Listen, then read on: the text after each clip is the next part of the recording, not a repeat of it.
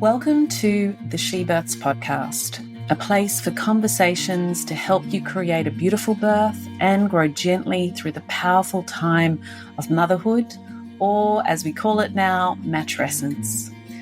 We are not just birthing our babies, remember, but also ourselves. I am Nadine Richardson, your host and creator of the world's first scientifically verified childbirth education program, She Births. I have been a yoga teacher, doula, and birth educator for over 20 years, and I started to create She Births after my own wild and wonderful birth experience. Today, I am proud to say that She Births has helped tens of thousands of families around the world, and we are published in the British Medical Journal. Our programs have a unique holistic toolkit, mindset skills, and philosophy that all work together so that you can have the most natural, gentle, and joyous birth possible and make birth beautiful no matter what unfolds. I will be talking with fellow experts around the world so that you can feel empowered and critically be engaged in decision making. There are lots of birth stories from mums just like you, sharing their challenges and joys. We will be hearing from mums and celebrating the extraordinary growth that happens during motherhood, that unraveling rite of passage that leads us to finding a new self on the other side. Our world-class birth courses can be learnt either face-to-face or online inside our free app. Just jump onto the She Births website, shebirths.com, and take a look. We have lots of freebies for you if you feel like learning more. We have a doula matching service, the perfect way to ensure you and your partner are supported, our matrescence program, and our 14-year-strong Soul Mama Circles, the perfect initiation and support into motherhood and sisterhood. Our vision at She Births is to make birth beautiful for every family around the world. So if you like what you hear today, please help us to keep this podcast going by subscribing, reviewing, and sharing with a friend. I hope you enjoy this special episode. Welcome to Season 10, Episode 3 of the She Births podcast. This is our Taboos and Truths season. And today, like the others, we're holding a little bit of both. Because in Episode 1 and 2, we have covered conversations about the pelvic floor and our breasts. These are such two important parts of the body as we birth, as we mother, and they're often filled with taboo and shame and confusion, the knowledge and the power that's within them, and the self-healing ability and all the things we can do to support those two parts of their body that we require so much and that are so sacred. So I hope those previous chats have helped bring more awareness, more truth, more empowerment into your field, into relationship with your body and mind and parenting. Today, I talk with Sharon Settecasse, a mother and community advocate for Better Births Illawarra.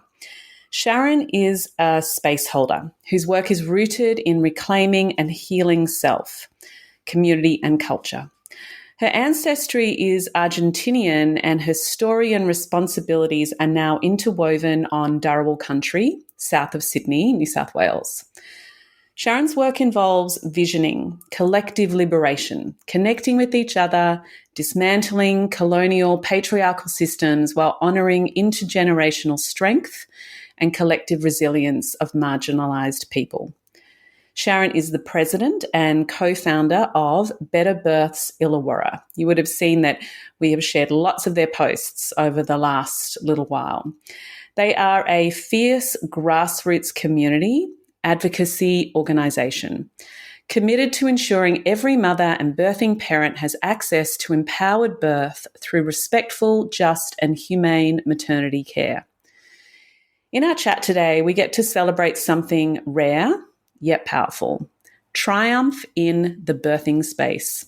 For decades, we have seen choices taken away from mums and families, interventions on the rise, and far too much trauma. And amidst all this, a group of incredible women from the Wollongong area have been fighting for better births. for over 8 years, not just for themselves, but for all of us. So I'm honoured to be joined by Sharon, this trailblazer, as she shares with us their recent victory in expanding the midwifery group practice at Wollongong's Hospital Birth Centre, and how this win is not just a triumph for the Illawarra families, but it represents even more in terms of an example of the power of community, the power of advocacy, the power of women coming together, and then the ripple effects of us writing to ministers, doing petitions that have also sparked the recent birth trauma inquiry too, which was definitely a part of this and has contributed to this victory. Now, I've spoken about the birth trauma inquiry on Instagram and in other podcasts, and we'll dive back into this groundbreaking in parliamentary inquiry into birth trauma, because itself is a victory and it's already igniting action in New Zealand and the UK and beyond. It's changing the conversation and creating actions that will make things better for women and their families and babies. Truths, when they are spoken, come into our fields, the collective, and they start to work like wildfire. Each triumph also fuels the next. So from the way I see it, truths and healing now on a collective level is one of the most powerful ways that we can help ourselves, help our sisters, help our children, future generations, by speaking the truth, by breaking taboo, by releasing the pain and the shame. We actually help all of us move towards a world where birth is safer, more empowering, more filled with choice, more beautiful. So I really hope this conversation inspires you as much as it inspired me. So let's celebrate these victories. Let's keep pushing for change together. I hope wherever you are on the journey as a parent or a birth worker, that this podcast helps you to have a beautiful birth and create more beautiful births for others. Please share this podcast with a friend or review and subscribe. It really helps us deliver more podcasts to more families. Don't forget, you can find us at She Births on Insta, and you can find Sharon and her crew at Better Births Illawarra. Speak to you soon. Hi, Sharon. Welcome to the She Births podcast. Thank you, Nadine. It's such a privilege to be here. Thanks for having me on. Well, it's a crazy privilege to have you. And it's like, I'm just like so friggin' excited that we've got stuff to celebrate in the birth space. It's such a rarity. Oh my God. I know. Yeah. How are you feeling? You guys like had a party a few days ago with champagne, and how was it? It was fun. It was so needed. It was like we all just had a baby. Like we're all here because birth is such, it's meant to be the happiest day of our lives, and it's such a celebratory moment. So it felt like this big meta version of what happens every single day, many times a day across Australia and the world. So it felt like we just had, pushed out a massive big baby. a real big one. I know that feeling. I know the feeling. I remember watching you in the birth trauma inquiry, and you spoke so eloquently, and you were explaining about who you all are at Better Births Illawarra. And I'm actually just going to start crying because I remember looking at you and going, fuck, man, she's so tired. It was just like, she's so tired. And you were just able to verbalize. So like, we have put so much of our own personal lives on hold to bring this together to this point over, 9 years to get to this place. It's just so huge what's been happening in the background. Yeah. Do you want to share a little bit about that? I'd love to. I think it's so important to remember that our team all started at different spots. And when I say team, we're all volunteers, we're unpaid, we're not funded. So we're a group of very passionate and skilled with all different strengths. And we all came because we had certain births. Our founder, Giselle, had 2 beautiful births through the midwifery group practice, which is a birth choice in New South Wales and the rest of the country, but very limited, where you're looked after by a midwife that you know through pregnancy, birth and postpartum. And she had a home birth, and then Alyssa had, one of her videos has gone viral. She had her second or third, I can't even remember, her third baby in the shower, and she catches it. And my births were both unplanned cesarean births, and quite different, but, very powerful as well. So we've all had different experiences. And if you talk to anyone who puts their energy into advocating for better birth outcomes for mothers, birthing parents and babies, it generally starts at the beginning, at their birth. And for all of us, we realise that everyone has different births, not just because we're all individual, but because of the healthcare that we're given as well. There are all these different factors. We have different desires, we have different cultural practices, but then our access to healthcare really has an impact, and that was highlighted during the birth trauma inquiry in a massive way. Yeah, it really, really was. I mean, to have 4,500 submissions was unprecedented. To have even got this inquiry off the ground, which is now starting to roll out around the world in the UK and New Zealand, it sparked others. To get to recommendations point so quickly, really, after an inquiry was also extraordinary. Such a testament to so many women coming forth and being vulnerable and being brave and, relentless in their belief that they know that they deserve better, and we know that women deserve better, and we're trying to prevent trauma, by the work that we do, right? Absolutely.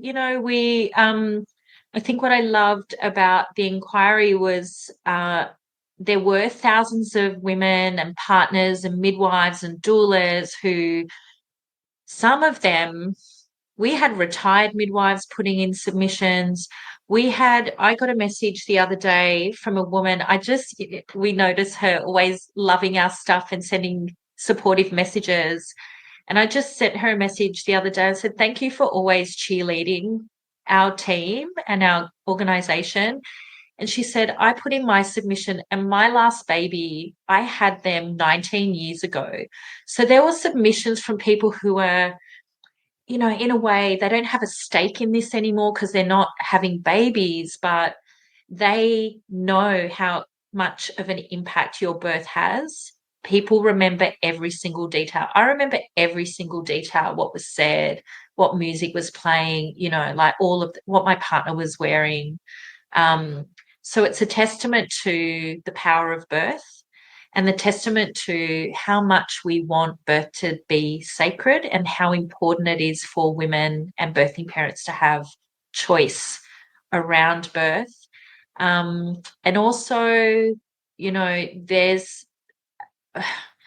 it's almost like there's been a big betrayal of families going into the public healthcare system, because, we saw it during COVID and stuff, how important frontline healthcare workers are, how vital they are to the fabric of our society, but they're working in a system that doesn't always have our best interest at heart. And we saw that in the inquiry, lots of harm being done, and we want that changed. Yeah, absolutely. So there's a betrayal, absolutely, it feels like, for the woman. And we know that so much, the majority of trauma is coming as a result of the way a woman is treated by provider, which for a provider can often be potentially coming from, best of intentions, but restricted by a power over system, restricted by protocols, restricted by insurance companies, restricted by their own unresolved trauma. and the lack of support and the lack of education that they've had in order to be more trauma sensitive and informed in their practice as well. And the crazy hours and the ridiculous madness of literally just working in a birth space that's impossible to staff, like how many births a midwife might be juggling. But ultimately, so I just want to mark before we move into the next one, betrayal, not just in the public system, but in the private system too. So, absolutely. That, it's unmatched expectations where we go in and expect to be cared for in a certain way. We assume that people are going to do the best for us, but like you said, there are a whole range of reasons why that's not happening. And what the inquiry did was it really honed in on some of those, and that was lack of informed consent. So clinicians, whether they're in private hospitals, private OBs or public hospitals, not properly explaining things, but also not asking for consent for procedures to be done. It's still mind-blowing. It's still just mind-blowing, isn't it? And I just feel like, it's really hard as an educator and as someone who's trying to build someone's optimism and open their mind to the possibility of a beautiful birth, coming from a place of often terrified now because of this collective tocophobia that's in culture that really wasn't there 20 years ago when I started. We have to sort of moderate this, but it's really important to understand that this is what is happening in our systems, a real lack of informed consent. Absolutely. And I think it's, it's kind of like, it's like those family gatherings where you just want to invite all the family that you love, but you know that if you did that, it's going to cause a huge rift. So you invite the people that you may not get along with, or that dodgy, uncle, or the inappropriate weird uncle manner, or and you have to have them in the room. So in terms of childbirth education, or when a pregnant mother goes in and receives antenatal education, you need to be open to hearing what the landscape is. And I think there's some problems with a bit of that toxic positivity, and I just want to manifest this. It's like, well, you can absolutely have those things. And if you understand the landscape, then you are much better equipped to address it, at 30 weeks or at 35 weeks than when you're in the throes of labour. So I think there's a real responsibility. The clinicians, the healthcare providers are there to provide care to us. But as birth educators, as pregnant folk, there also just has to be a basic understanding that actually hospitals are workplaces, and they have, particular things that they have to do, and they'll speed you up. But if you choose to ignore that information, then you're less equipped. And it's just the lay of the land at the moment. And I wish it wasn't like that, but it is. We have to be informed. Yeah, absolutely. So what really came out of the inquiry were these 43 recommendations. And the one primary one has now sort of been left off the table. But let's just celebrate that there were 43 really great recommendations that came out very quickly. Let's share a little bit about that. Yeah. So last week we had champagne. We gathered our community. Our organisation is all about community. We only advocate on things that our community wants to advocate on. It's not something that we decide on behind closed doors. It's, so our push has always been from the very beginning when we were founded in 2016, early 2016, was we noticed a difference between women and birthing parents who had birthed through the MGP program, so where they're looked after by the same midwife, pregnancy, birth, postpartum, and those who went through the fragmented system where they were seeing different people, or at every appointment, receiving different information, being judged on different things. So in terms of 42 out of 43 recommendations being endorsed, that's huge. What the health minister could have done in this situation was literally next to each recommendation, he could have just written noted, which he did with that one recommendation that was not supported in full or in principle. And what that could have meant was if he put noted, it's basically having a conversation with someone and they're like, oh, yeah, that's all they say. Oh, okay. Rather than, him support and the New South Wales government supporting in full and in principle, the conversation is, I hear you, that's a problem, we're going to do something about it, rather than, oh, okay, I hear you. So it is, if you look at other inquiry responses, quite often recommendations just have noted put next to it. But this was very supported. It is something that we should be celebrating.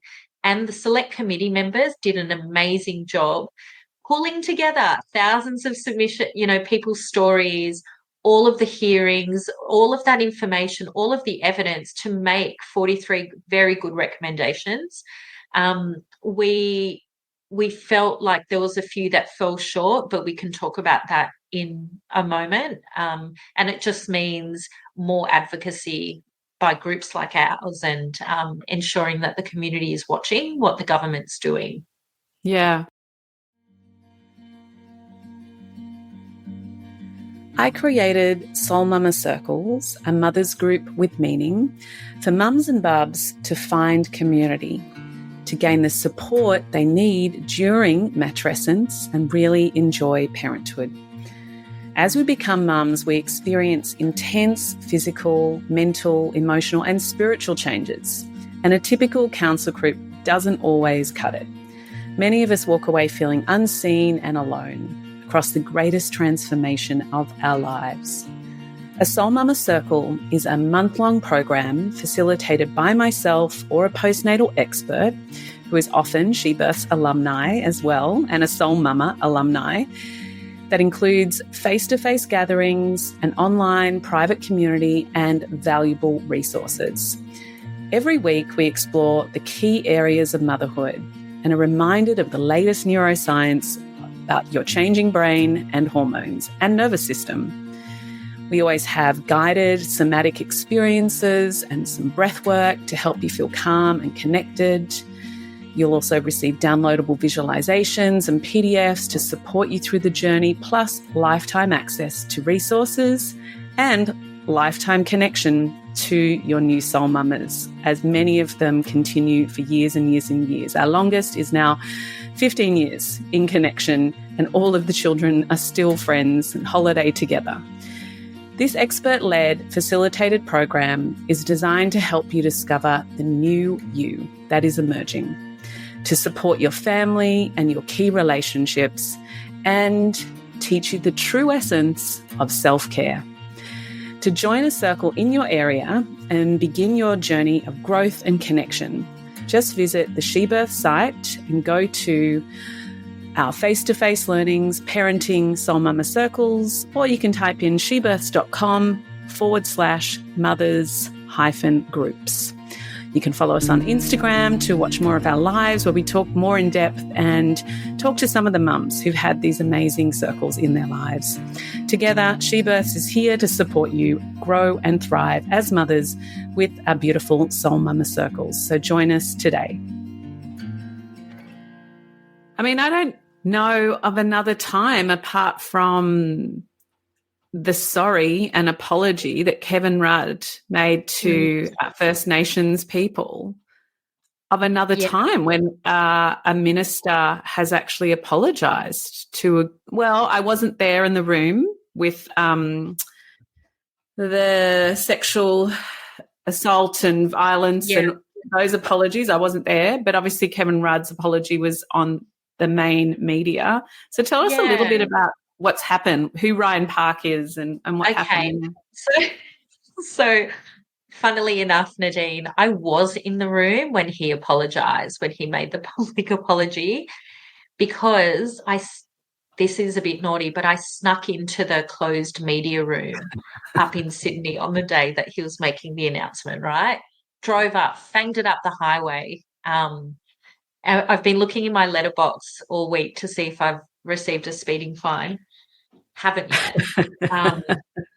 I think the angels might have been with you, Sharon. I think the birthing angels just jumped on in next to you. Oh, my God. And I parked in a loading zone directly opposite, like right in the middle of the CBD. Wow. It was, wow, you're my hero for so many reasons. Surely people would get a fundraiser to pay for a parking fine. So I just did it. So why is that apology so important? I was there when he made it. It was genuine. It was heartfelt. We have worked with Ryan Park, who is the New South Wales Health Minister, who, his job is to allocate budgets, is to develop policy, and New South Wales Health, which is what all the hospitals fall under, are kind of like the doers, and they give him advice as well. And what the advice that they give him can be different, and often is different to what community members want. So they have to deal with staff and getting midwives on board and all of that sort of thing. So he is also our local member. So he's down here near Wollongong. He's a member for Kira. So he's known about this issue for the whole time that we've been advocating down here. So it really is quite serendipitous that there's a lot of MPs, a lot of politicians who have no idea that birth is complex and that it's become a political thing. They don't understand that there's a lack of informed consent happening. They don't understand that anybody would emerge from birth with any trauma. Like I've spoken to politicians that you have to go back to basics, and they don't understand that not everyone can afford childbirth education. So there's lots of lack of understanding. So he knew, he's known for a long time what birth advocacy is, what continuity of midwifery care is. That apology was important because it means that the government is now accountable. It is on the record that it's actually the institutions and the systems that are at fault here, not us, not the women, not individual women. So that is key. So we can always go back to that. So if there's ever any, and we hear it all the time, the woman should have just, Yeah, you know what they say? You know what they say? As one of those obstetricians say in that inquiry that we all wanted to yeah. It's like, these women come in and they think they can control labour. And I'm like, no, that's not what they're thinking actually at all. No one thinks that they can control the beast of labour, no one. Yeah. No one would have to be pretty dumb to think that. It's not the issue that's causing the trauma at all.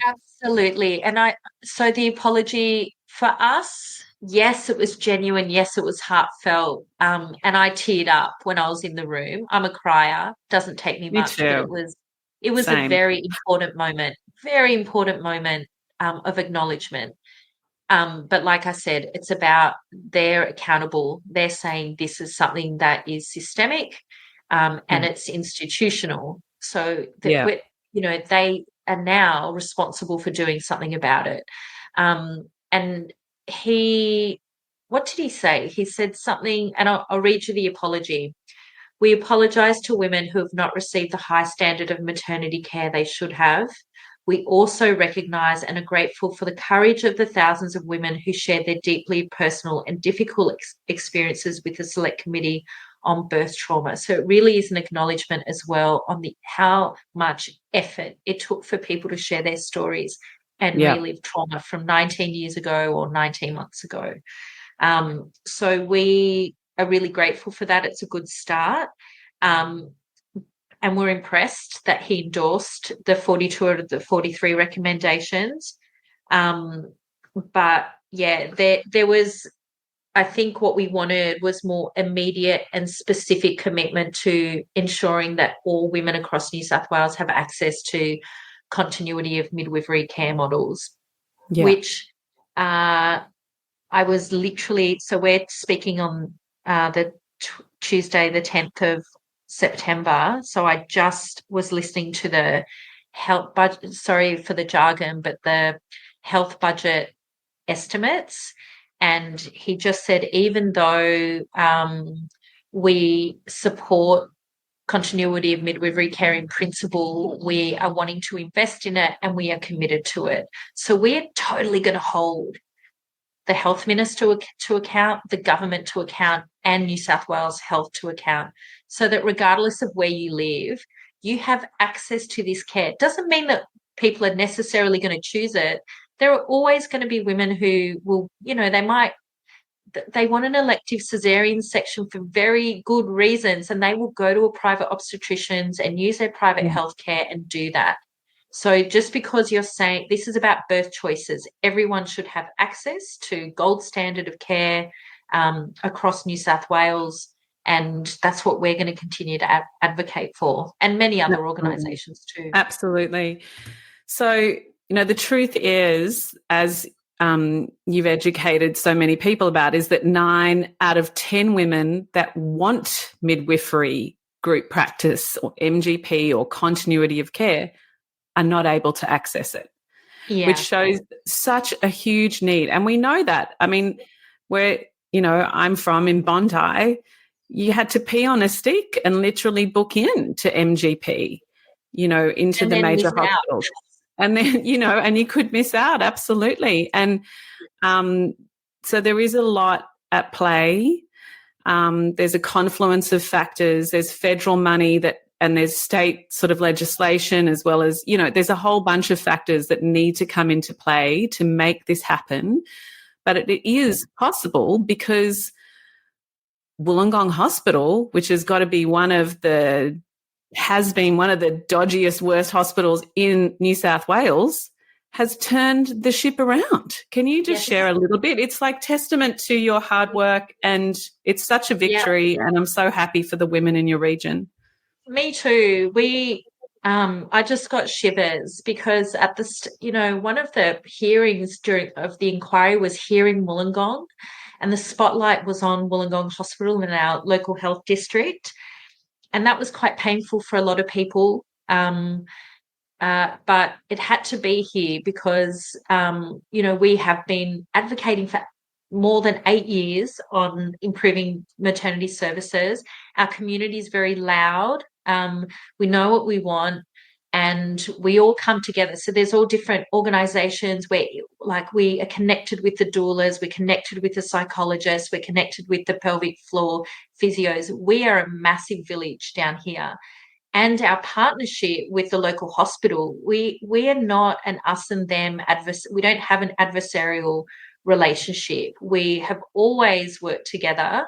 We've had very different goals, but, and I think it always comes down to values, and it always comes down to humanity, reminding the hospital, sending them stories that we receive in our inbox. This is what a mother experienced 2 weeks ago. This is what, so bringing the humanity and bringing the story to the bureaucrats and the executives is really important. And that's what we've been doing. The way we've turned it around, so in 12 months, the medical interventions have gone down. So things like inductions, episiotomies, caesarean rates have gone down significantly. We have expanded our MGP by almost double,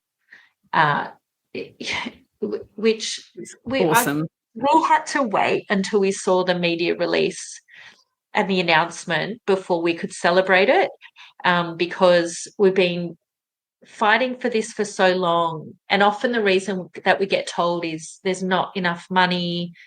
There's no funding allocated to MGP midwives. I don't understand the ins and outs of where the funding comes from, but they're the reasons. Or the other one is midwives don't want to work in that model, which is bullshit, because we get contacted all the time by midwives wanting to work in that model.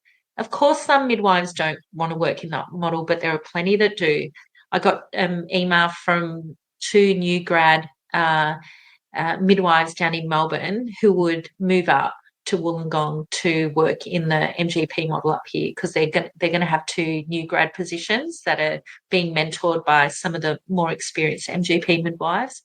So we just did it. We worked in partnership. Our community wanted it. The health minister listened.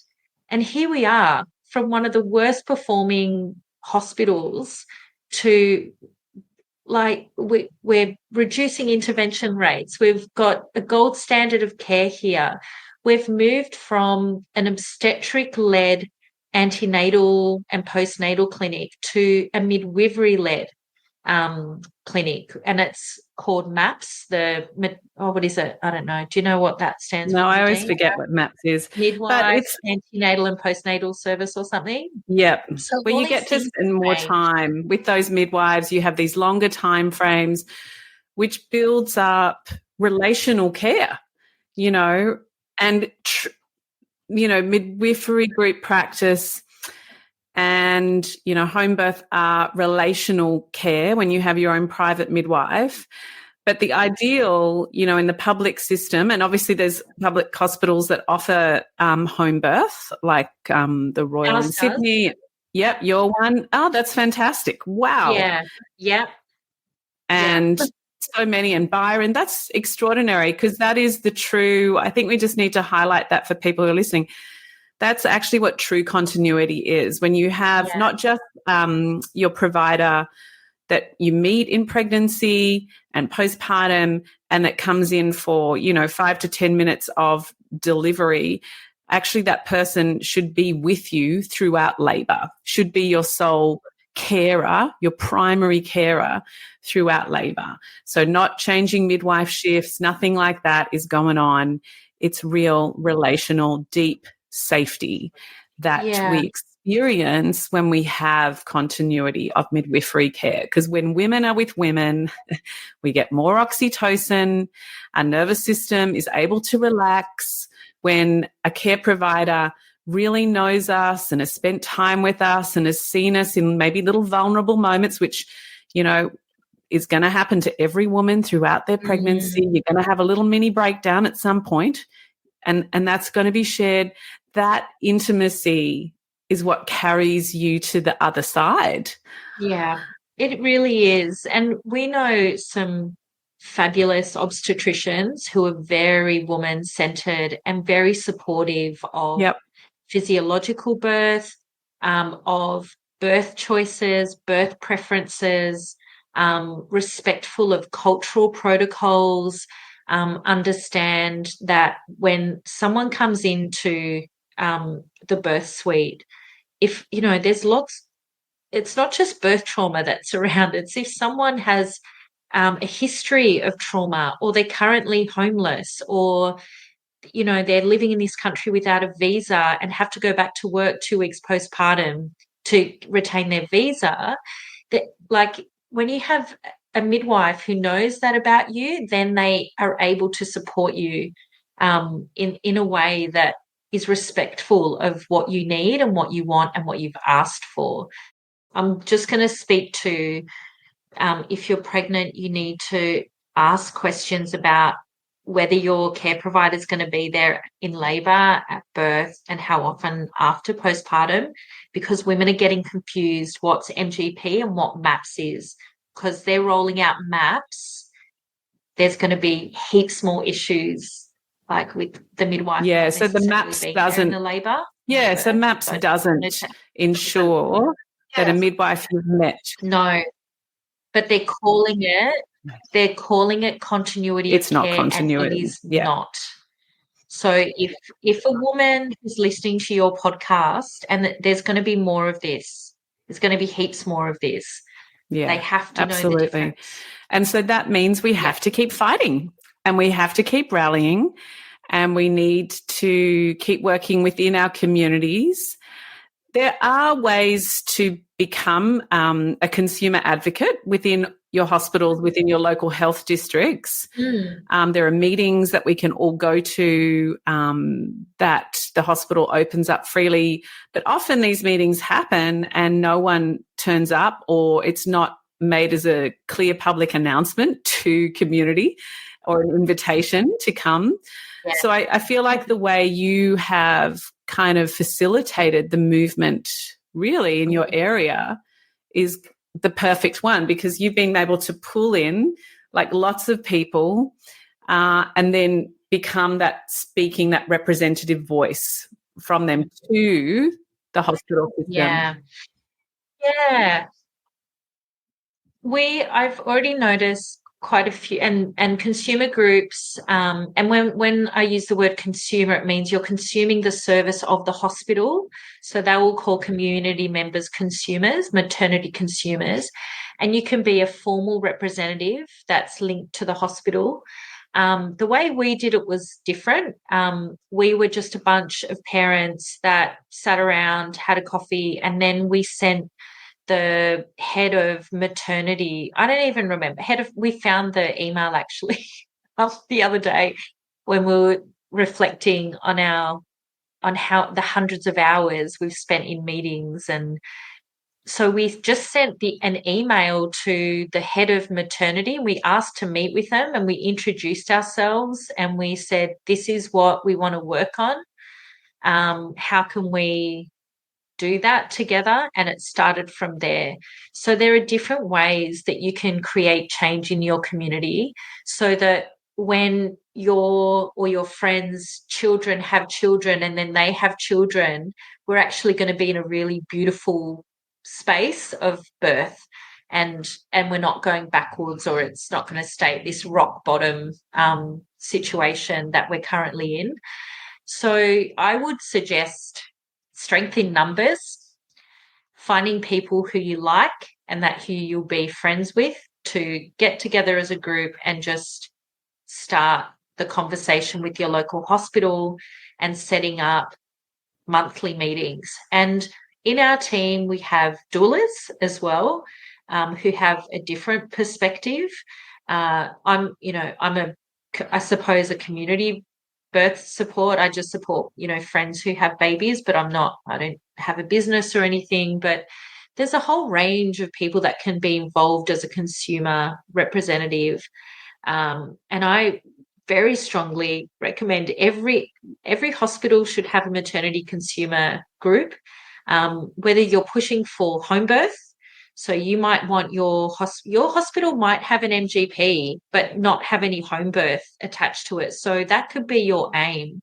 Our aim for the first 4 years was MGP, expanding MGP.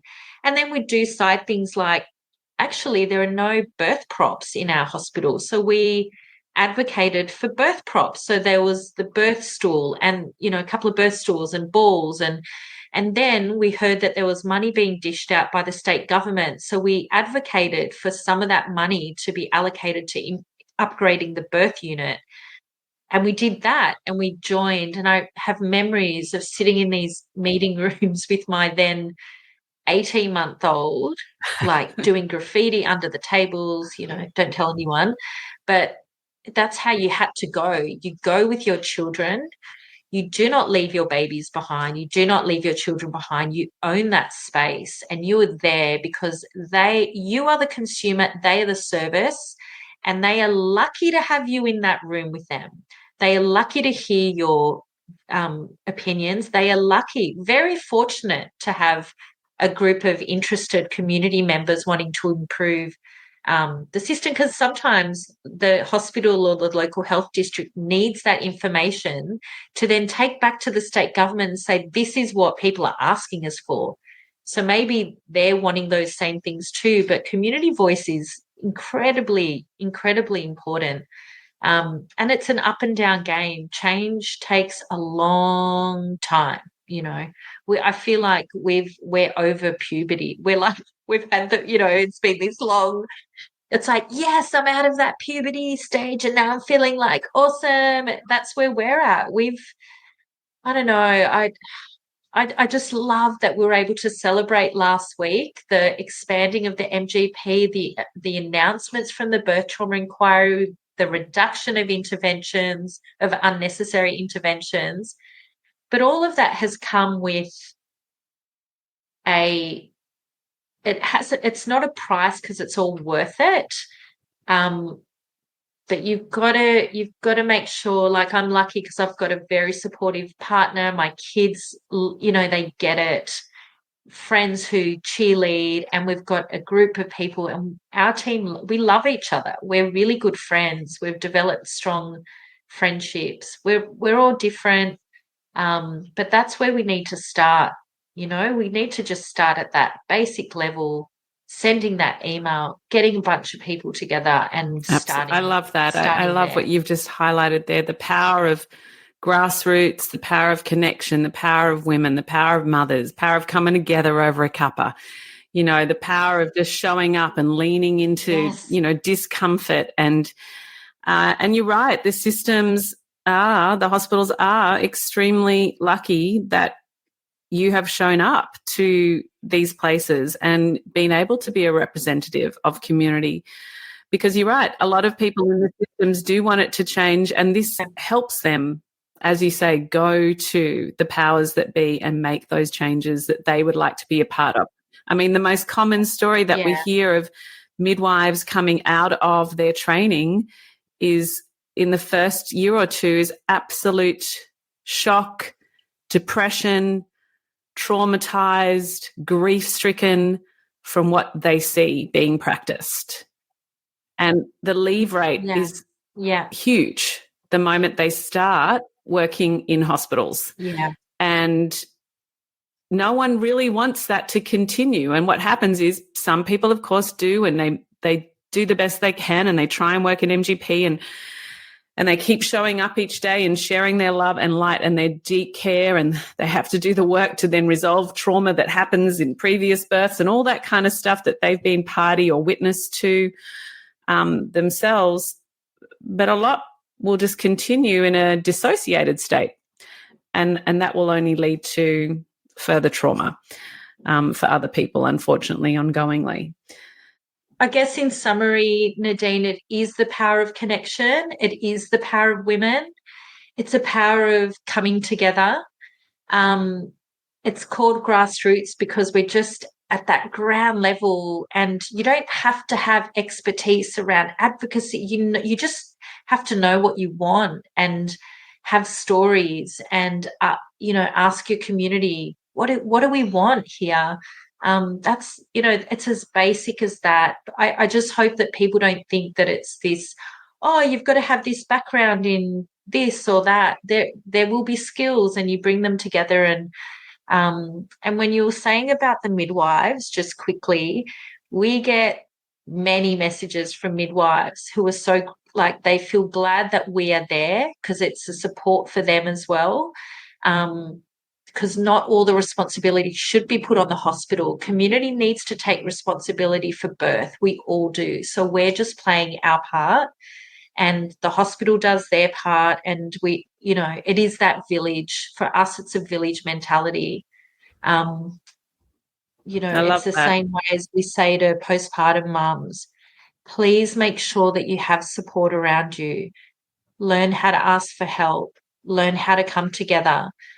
This is the same thing. It's just at a bigger scale. Because Very true. I love all that you've shared today. And, I'm so inspired, and I'm so happy that you've led such, an extraordinary, just carried off such an extraordinary sense of change and real change already happening in Wollongong Hospital, hopefully rolling out across more and more places, and continue that conversation and influence in our local areas, that inspiration to really push for more MGP, true continuity of care. Because we know that if MGP was available to all women, if they had that freedom and right to choice, we would be cutting that birth trauma in half, if not less. There'd be even less than half the birth trauma overnight, That's what we need, relational care, connection and safety to reduce that birth trauma. Yeah, yeah. Thank you for saying that. And MGP is also an entryway into publicly funded home birth. It's a lot of midwives do want to work in that way. So not everyone can afford private midwives, for example. So it's creating even more choices for families to make. Absolutely. Is there anything else you would love to share with our community who are listening today, Sharon? I think fine. I guess the last thing would be that a lot of our strength and inspiration comes from all of the First Nations women and midwives who we've been watching how hard they've had to remove barriers for their communities. So the Birthing on Country program team down at Waminda in Nowra on Yuin Country, they had to work really hard to just get some of their basic rights met. So I wanted to finish off with that, really returning strength to the source. And for us, it's, First Nations women and matriarchs. So very grateful. Yeah, that's beautiful. Thank you so much. Yes, we must reach out to the Waminda people and have them on because, again, another extraordinary team of grassroots change and pioneering examples for other people to look towards. Thank you so much for your hard work after all these years, and I'm so happy that we all get to celebrate with you. Thanks for coming on the podcast. Thank you. Thanks, Nadine, and thank you for everything that you do for families in your local area, across this continent and globally. It's a real gift. So thank you so much. Thanks, darling. I'm Nadine Richardson, and you've been listening to the She Births podcast. If you've enjoyed today, please help us keep this podcast going by subscribing, reviewing, and sharing with a friend. Don't forget to check out our catalogue of previous pods and, of course, our unique programs and services. You can find me and my team at shebirths.com, our community of families and birth workers on Instagram and Facebook. She Births is 2 words and plural. Remember, when it comes to having a beautiful birth and beginning motherhood, your She Births education is your empowerment.